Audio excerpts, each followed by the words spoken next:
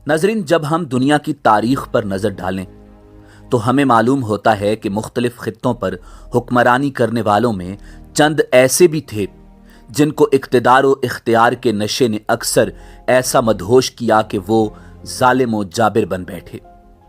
ये वो लोग थे जो अपने ज़ाती मफादात के असीर थे। उनकी इसी खुदगर्जाना सोच ने उन्हें अपने इक़्तिदार की ताकत के बेरहमाना इस्तेमाल पर उकसाया और वो अपनी ज़ात की तस्कीन और मकासद की तकमील के लिए इंसान से दरिंदे बन गए और यूं बेशदाजा तबाही और बर्बादी का बायस साबित हुए। जबकि दूसरी जानिब ऐसे हुक्मरान भी हो गुजरे हैं जो ऐसे लोगों के बरक्स अपनी आवाम के लिए बायस से रहमत साबित हुए। उनमें से कुछ लीडर तो वो थे जो अपनी आवाम की जिंदगियों में बेहतरी, आसानी और आसाइश लाने के लिए हमेशा ही कोशां रहे।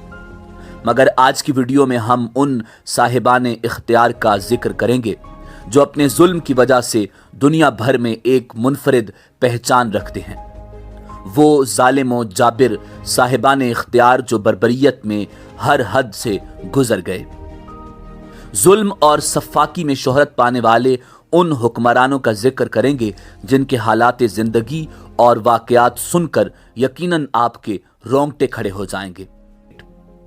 नाज़रीन, ये वही हेरोड आज़म है जिसका जिक्र इंजील मुक़द्दस में भी मौजूद है और जिसकी वजह शोहरत अपनी जान बचाने के लिए नौज़ायदा लड़कों को कत्ल करवाने और जनाब हज़रत ईसा अलैहिस्सलाम को शहीद करवाने की कोशिश करने के हवाले से है।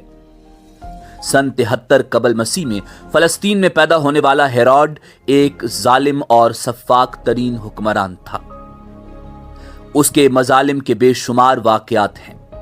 उस जालिम शख्स ने अपने ही 3 बेटों और अपनी 10 बीवियों समेत सबसे ज्यादा पसंदीदा बीवी को भी कत्ल कर दिया था और इसी पर बस नहीं, उसने अपने दौर के परोहते आला को पानी में डबोकर मार डाला। इसके अलावा वो अपनी सास और अपने खानदान के कत्ल में भी मुलविस माना जाता है। Number 2, narrow. नाजरीन, रूम का ये बदनाम ज़माना हुक्मरान एक लेपालक बच्चा था।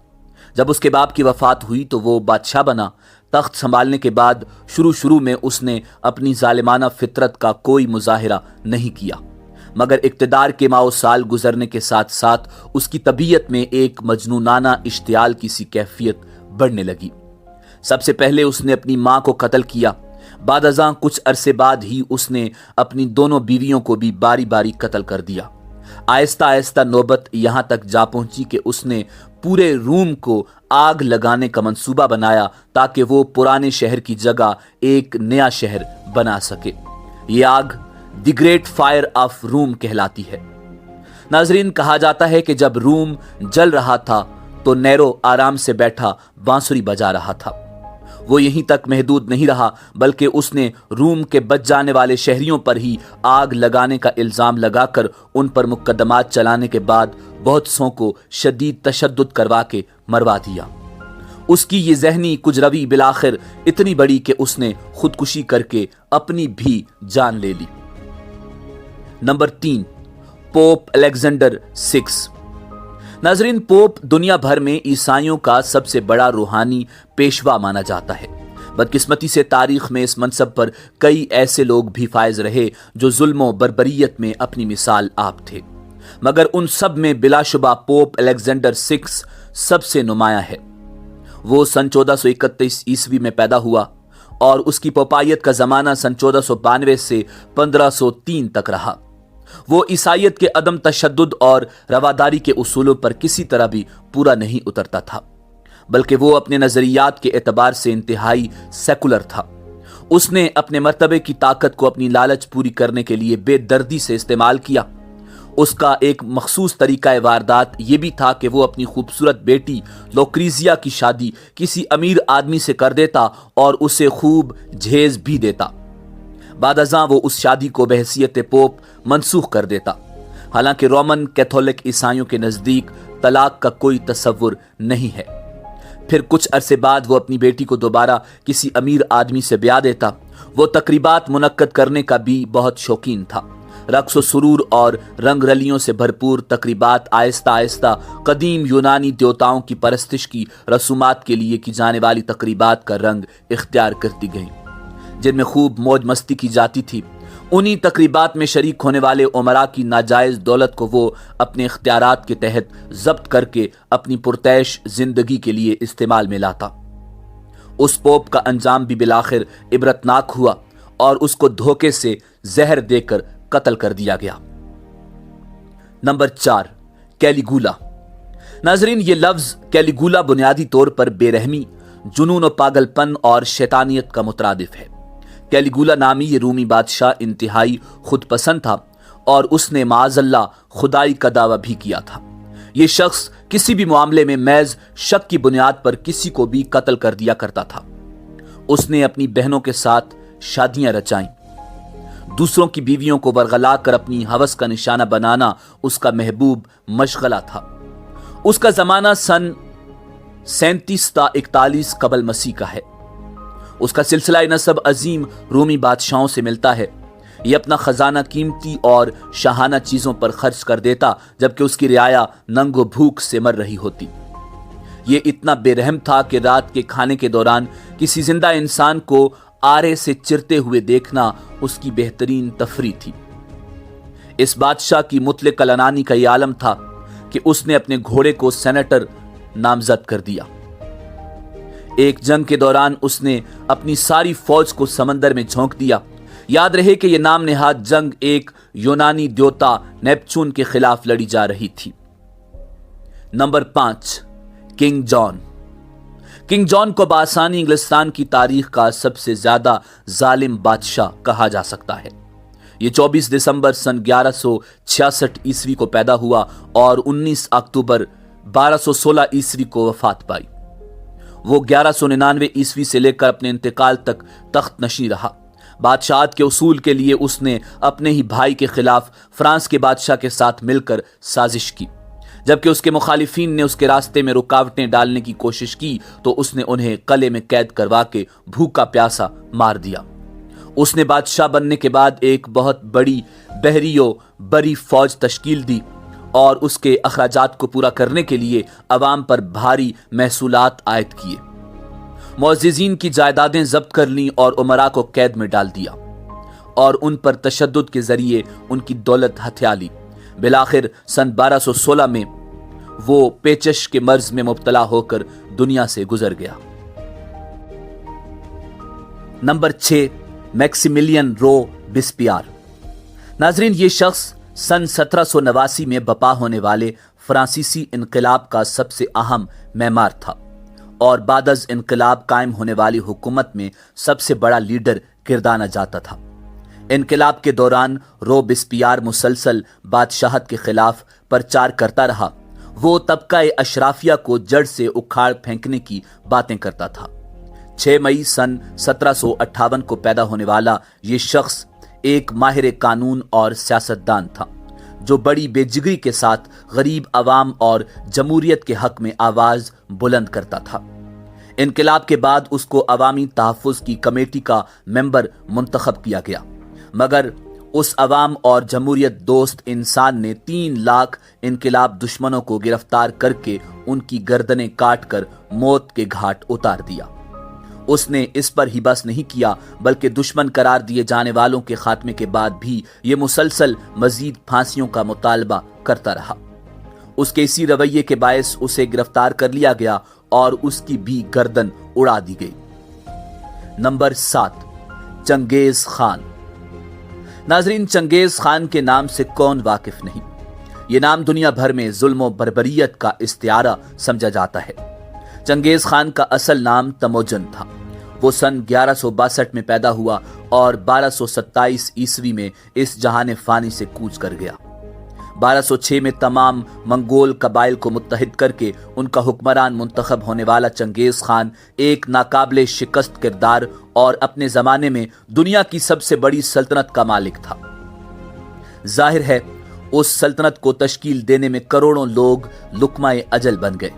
کہا جاتا ہے کہ وہ 40 ملین لوگوں کی اموات کا ذمہ دار تھا۔